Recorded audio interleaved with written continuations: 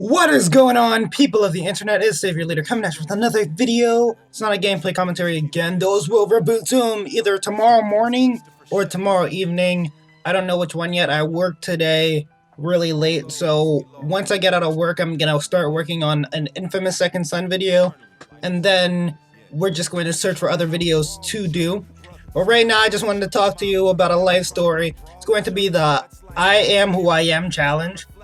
It's something that I really have been struggling with. But back to what I was saying, this is going to be like a life story kind of thing. So it all started back in third grade. Third grade, I was an honor student. I was literally, me and two other people in my class had to be taken out of the school to go to a different school for our classing because we were above everyone else. But in 4th grade, I was supposed to skip 4th grade, but that's a different story for another day. But I was really into education, really into a lot of things, and I was focused. I had a lot of focus back then, a lot of drive, a lot of studying. I was really good at math. I was in 3rd grade, and I had to be put in my sister's 5th grade math class, and I was doing all of my sister's math homework. Which one of my sisters is 24, 7 years older than me. So yeah, I was really good at math. Stretched years again. And I had a lot of focus. But the problem with that was I really didn't feel comfortable doing that stuff, and that's not what I wanted to do. I said I wanted to be an accountant back then. Really, now I don't even know what I want to be.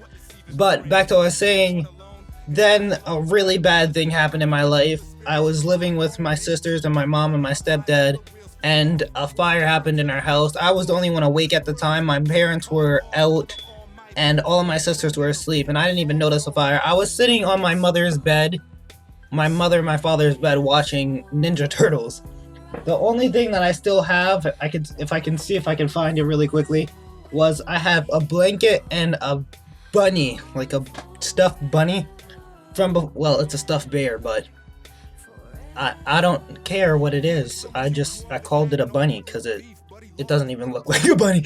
But it was a stuffed bear. Those are the only two things I have before this fire. Every day I sleep with my blanket. I can't sleep without my blanket. So after this fire happened, we literally had nothing. Nothing was kept from the fire because everything burned. I had this giant stuffed bear. I called it Papi Chulo.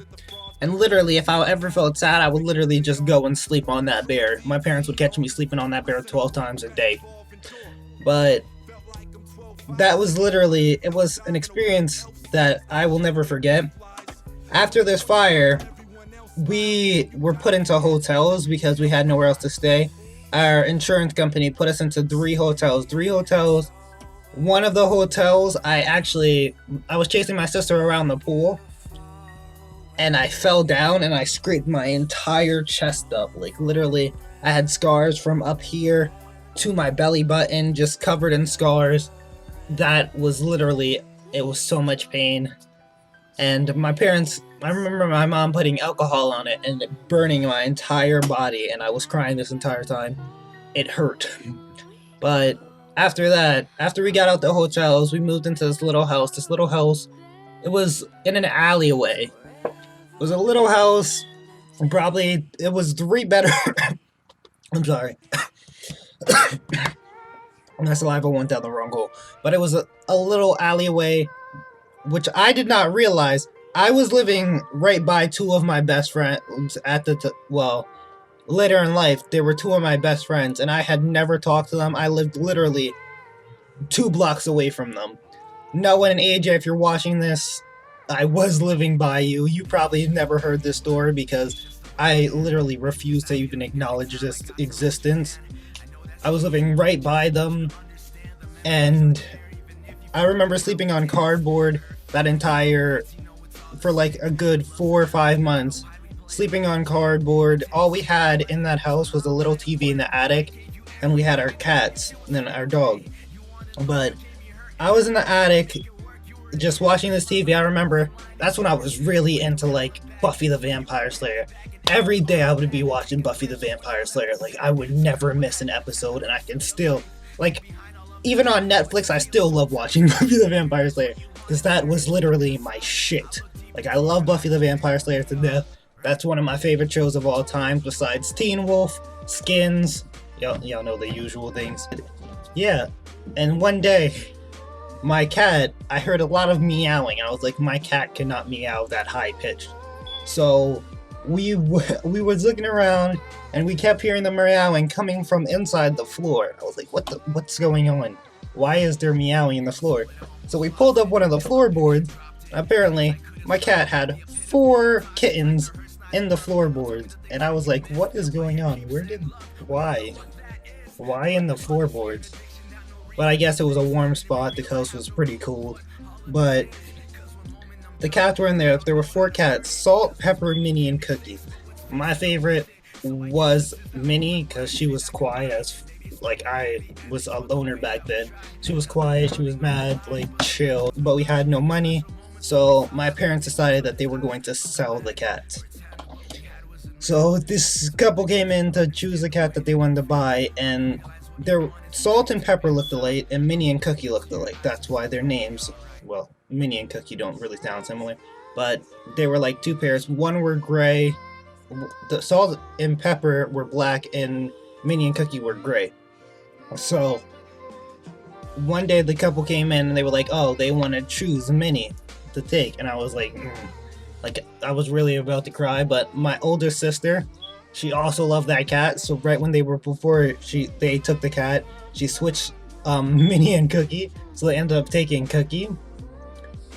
And they were like, they didn't want this cat, it was too loud, so they came back and took the other one. But that, I'm sad. I missed that cat. But that led into the worst year of my life. The worst year of my life was 4th grade. 4th grade, I had moved to a different school. It's a school literally closest to my house. It's called Union Terrace. And it was terrible. The students there were terrible. My first day there, this kid, I think his name was Isaiah, he came up behind me and he put me in a headlock. And me not knowing what to do, I'm just a little kid, I headbutted him. So he got mad about that. And when we got to the playground, because that was during lunch, and right after lunch we went to play in the playground. And right after that, he just decided to come up to me and like try and fight me. He ended up punching me in my face and doing all this stuff to me. And then literally I got jumped 7 or 8 times that year. It was, well, not that year, but from September to December, I got jumped like 7 or 8 times, and then throughout the year, I consistently got jumped. And it turned me into a bad person. That's when I started to learn how to fight. I started to learn how to defend myself. Look at these guns. But learn how to defend myself. Did all this shit. I went from focusing on school to focusing on negativity. I started doing bad stuff to myself, to other people, treating people like shit.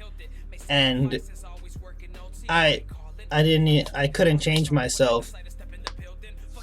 If that would have never happened, like, I remember one time, my sister's 2 friends, they told me, my sister wasn't in school that day. I think she had a doctor's appointment and I had to walk home alone. But they told me that she said for them to walk me home. And we walked into this alleyway and they jumped me in the alleyway. That I came home, my ribs were destroyed, and that was literally, it was the worst feelings in the world for me. Most people don't know this story because the only people who know this stuff about me are my close friends, like really close friends. Like, I probably only told like 3 or 4 people, and my family, but I wanted to tell you guys because you are my family. So that is probably the biggest reason why I am the way I am today. From 4th through 6th grade, I really only had one friend. His name was Calvin. I would go to his house all the time. That's the dude who got me into metal. I remember the first band that he made me listen to was August Burns Red. Crusade was the first song. I remember that day like it was yesterday. We went into his room, and I didn't have a computer in my house. That was when we first moved into this house. I didn't have a computer in my house, and that was the first time I actually really got to go on the computer. And well, I thought it was porn, but he showed me this thing. It was called, it was like rateme.com or something like that, and it would just be a picture of a bunch of girls, and you would just have to rate them. That's what I considered porn back then. Now, I consider BDSM and all that. We're not gonna talk about it. We're gonna save that for a different video. But we're not gonna talk about that. But yeah, it was a lot to deal with growing up. I ended up turning into a psychopath in 6th grade. I literally took a Sharpie, no, it was a pen, and I wrote hate all down my arm, and I got admitted for the first time into a hospital in 6th grade. It was Kids Peace, if you ever heard of that place. It's not a place you want to be. But literally, that was the worst thing that's ever happened to me in my life. And as I just wanted to get this off my chest, put some light on the situation, it turned into something funny. As you can see, I'm trying to laugh with it. It still hurts me, but I'm trying to laugh with it, make it tell you who I am, make it shed a little light on it. So if you would like to do this challenge, you can tag me in the video, and I will watch every single video for everyone who wants to do this challenge. Just tell one of the things that made you you. It is the I Am Me challenge. I nominate NeeloTV, Cheeseburger Entertainment. All their links will be in the description. Trobits 1997 and Echo XD13. And I will catch you guys on the next one. Peace. What is going on, people of the internet? It is Savior Leader coming at you with another video. Nope, it's not a gameplay commentary. I'm sorry about that, but I still do not have internet in my room, so that's really been taking a toll on me.